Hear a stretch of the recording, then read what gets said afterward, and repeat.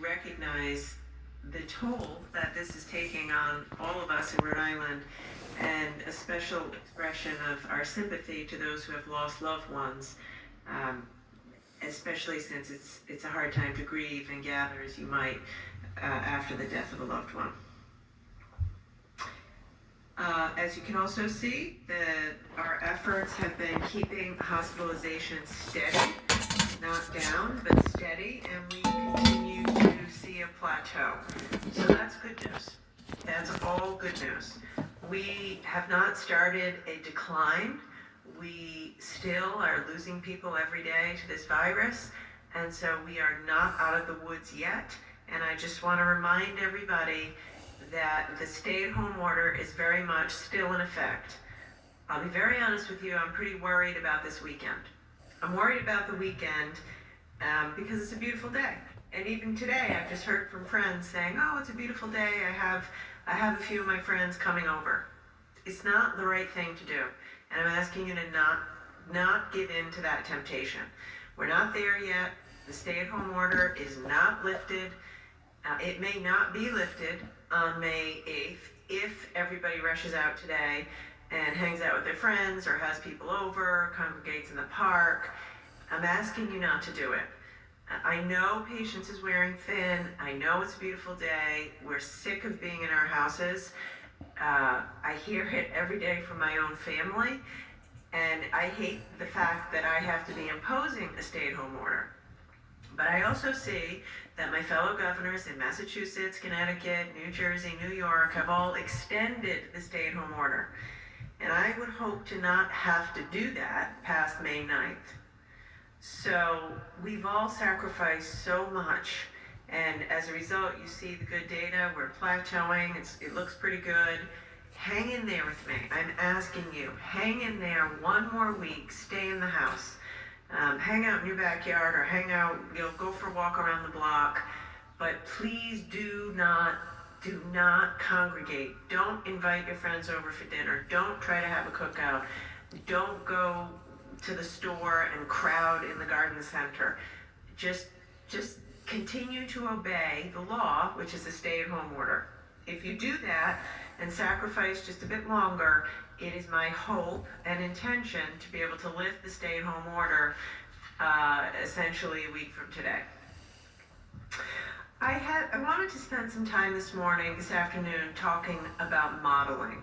A few of you have been asking, what does the model show? Where are we now? Where do you think we are?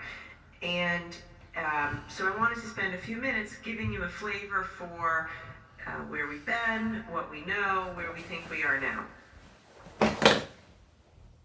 Hey. Oh, fuck.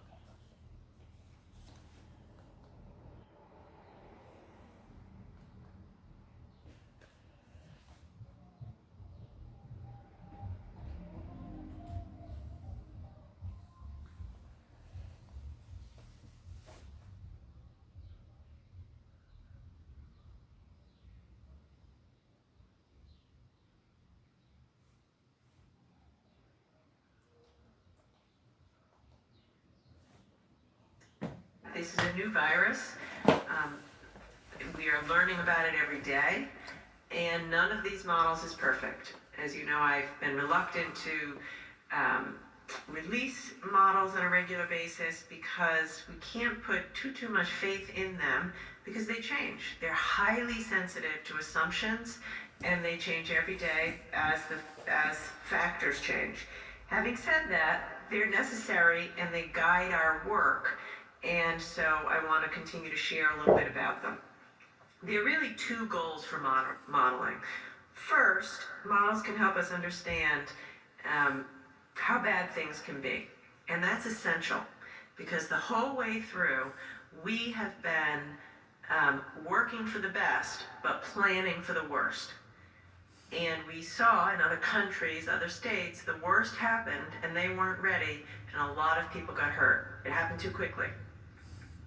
So we have been doing our modeling, so we have a sense of how bad could this be, so that we be prepared for that and minimize the loss of life and sickness in those worst case scenarios. several weeks ago, when we weren't sure how effective our social distancing would be, our models showed some pretty scary scenarios. We put in place, I put in place social distancing rules and requirements. I hope they'd be effective. I hope there'd be broad compliance, but we weren't sure. And so at that time, a month or so ago, we were looking at models which showed really devastating numbers of hospitalizations and deaths. Having said that, thank God that didn't happen. You guys, you made that not happen. You stayed in your houses, you've been wearing your masks, you've been keeping appropriate social distance, and it has worked. Thankfully, it has worked. So as a result, we've dramatically changed our trajectory, and the worst case scenarios that we had planned for haven't happened. So that brings me to our second use of models. And we use them to try to figure out where we might be right now. And so I'd like to, maybe you could put up on the screen the first slide, slide 1. And I want to share with you today where we think we probably are. As you can see from the slide that's on the screen, when the virus first hit Rhode Island, our hospitalizations were growing very quickly. We were seeing a doubling in the number of hospitalizations every few days. That was a scary time, because if you extrapolated and said that our hospitalizations were going to continue to double every few days, that would have put us at a place of overwhelming our hospital system and their equipment and their ventilators very quickly.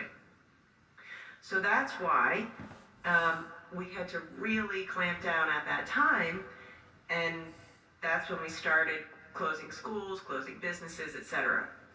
You will see that from the beginning, the trajectory has changed meaningfully twice. The first big change was right around April 2nd.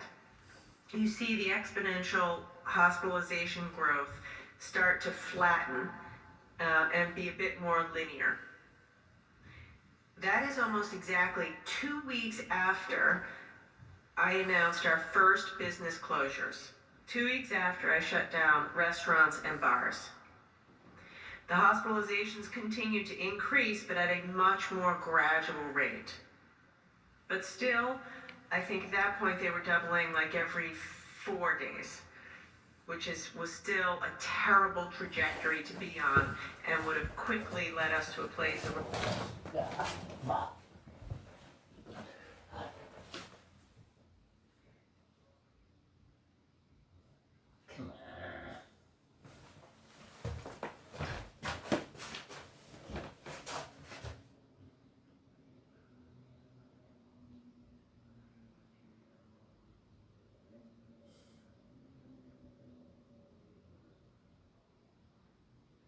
home order. So we know now that the virus runs its course in about 2 weeks. So what measures take place, today will be, you'll see it in the data in about 2 weeks. So it's crystal clear that those 2 inflection points, closing restaurants and bars and the stay-at-home order, meaningfully affected our trajectory and have led us to a place today which is a much, much, much better, safer, healthier place than we would have been if we hadn't taken those actions. And quite frankly, if you all didn't do the right thing and stay in your house. I do want to take a second to point out a couple of dots that I hope you can see on the slide.